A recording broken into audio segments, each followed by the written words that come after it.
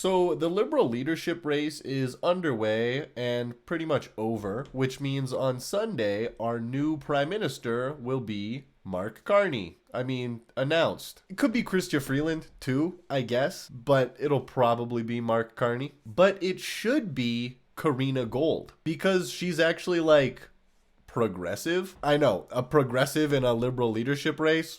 Crazy. Which is probably why she was introduced in the English debate like this. Karina Gould on the left. Because everyone else in the running is honestly pretty right-wing. While other candidates, like rich former Goldman Sachs employee Mark Carney, talk about helping Canadians by increasing corporate investment into Canada, Karina talks about affordability for regular Canadians, expanding and improving the social safety net so it works better for more people, a path to universal basic income, eliminating homelessness, all of which is possible if you don't believe multimillionaire Mark Carney. That's, wow, I sound like Pierre Poilievre.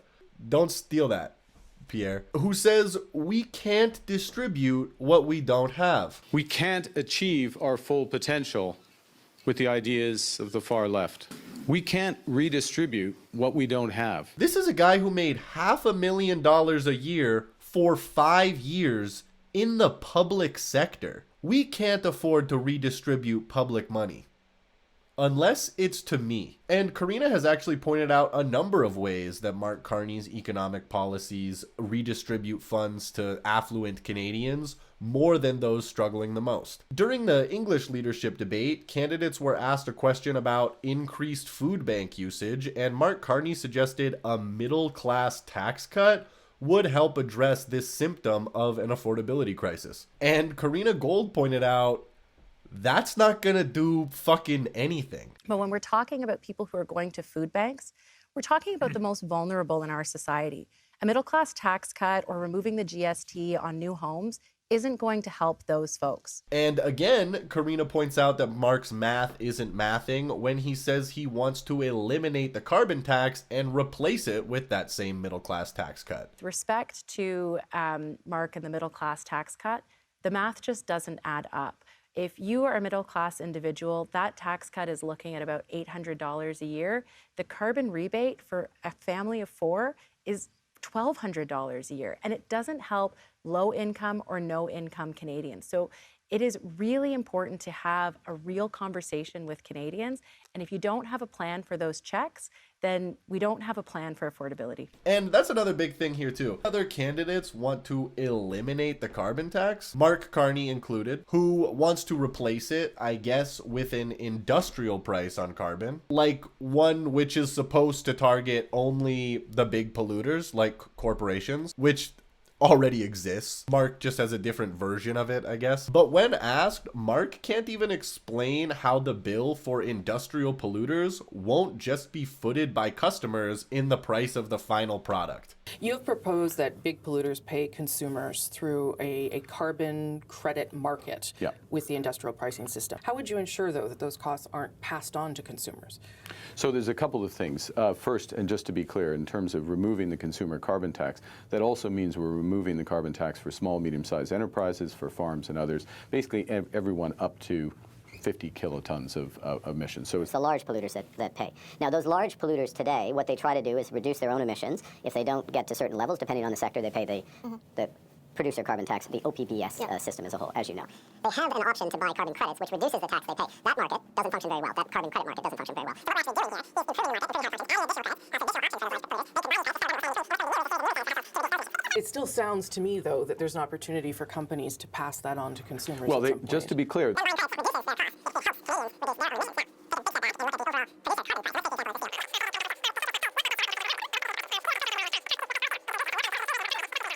Okay, but you acknowledge that the consumer would pay more at some point. Well, the consumer is already paying more. Yeah. Just to be clear, the consumer is already paying more. Wow. It took 3 minutes and 2 follow-up questions for you to finally admit that your plan won't fucking do anything to address the marginal effect that the carbon tax has on prices. And it is marginal, we know that. The only difference with this plan is that there's no rebate. So instead of customers eating shit on the final price of a product and getting a rebate To make up for that, customers eat shit on the final price of a product and don't get a rebate. Economic genius Mark Carney, everyone. And this is exactly why Karina Gould says she won't eliminate the tax. We know the carbon tax accounts for 0.5% relative to a 19% increase in prices since 2019. And we also know the majority of households get back more than they pay in carbon tax via the carbon tax rebate, making eliminating the carbon tax our only real incentive to fight climate change pretty fucking dumb pandering bullshit. Because it's obvious the rest of the candidates who are for eliminating the tax are just making a desperate attempt to get swing voters to swing liberal by taking policy advice from Pierre Poilievre, a guy who spent the last 3 years emulating Donald Trump and then tanking in the polls the moment Donald Trump became Canada's public enemy #1. So not the guy anyone should be taking political advice from, obviously. But these liberals are, because outside of Karina Gould, the Liberal Party is making a coordinated move to the right. They're calling it a move towards center from left. But since the Liberal Party is already right of center, moving to the right puts them even further right of center. Because for some reason, there's a prevailing narrative that the Liberal Party is just too far left somehow. I don't know how, but that's what they're saying. Yeah, the party that can't stop siding with corporations by sending striking workers back to work because of the impact it has on other corporations is just so far left. These guys are real fucking commies, if you ask me. So why the sudden move to the even further right? Maybe it's because up until like a month ago, the liberals were losing bad in the polls to conservatives, who, yes, the liberals are left of, but that doesn't make them left.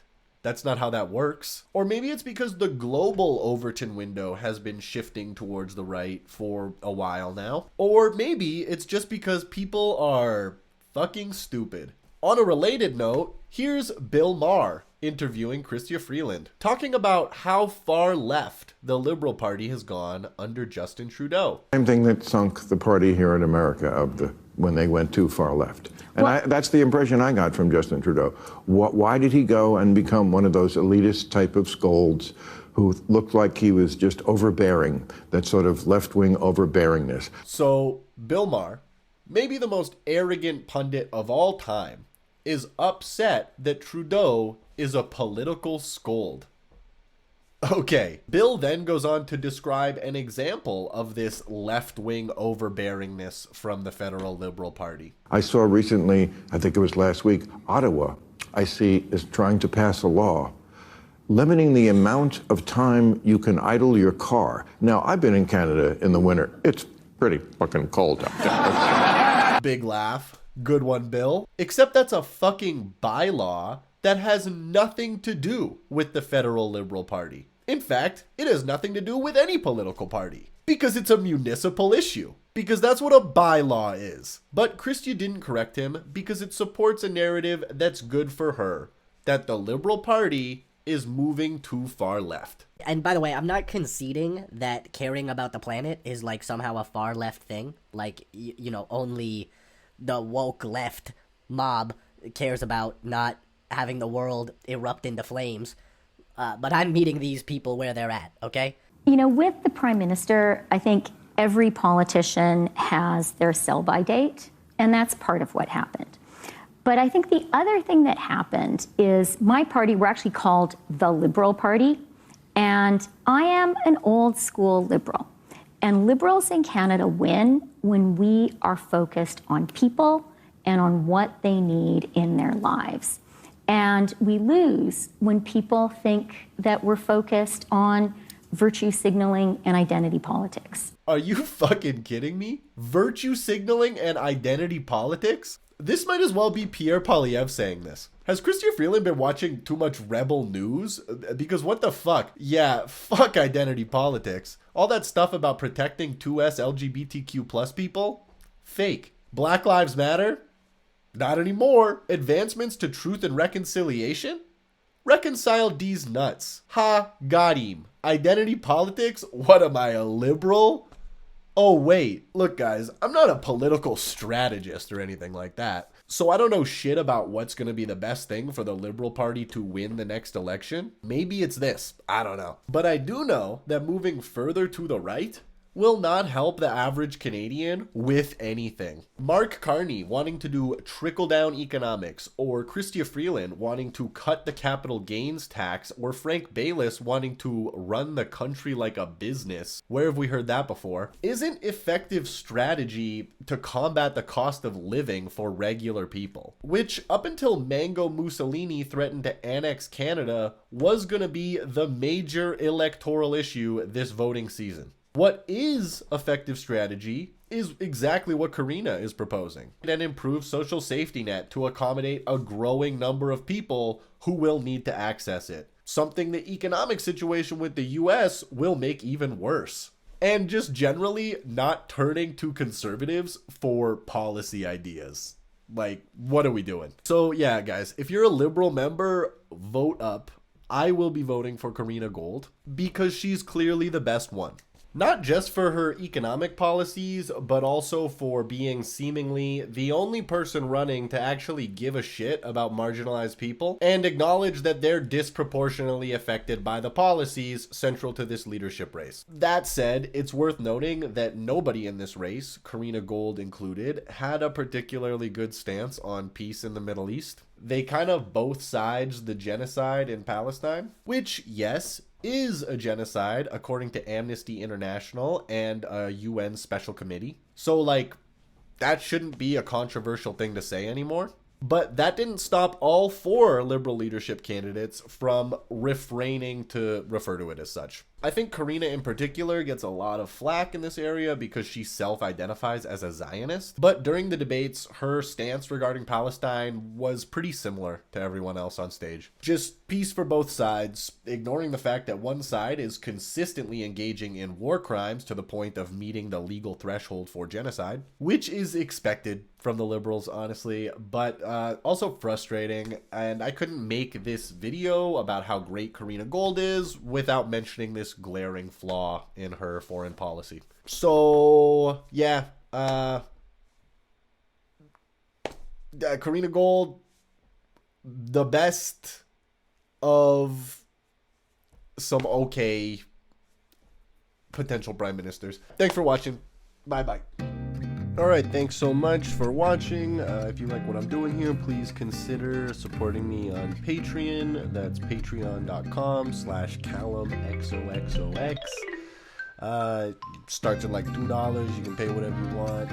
Every little bit helps me to continue to make these videos. So those supporting me, thank you so much. That's Fahad, Left of Boom, Jeff, Vern, Sal, Patreon Angel, Joshua, Jeff, and Vincent. Thank you guys. And thank you to those who have contributed in the past and maybe don't anymore, maybe because they're taking a break, maybe just because they don't want to anymore. Whatever the case may be, you're appreciated as well. Thank you very much. Okay, bye.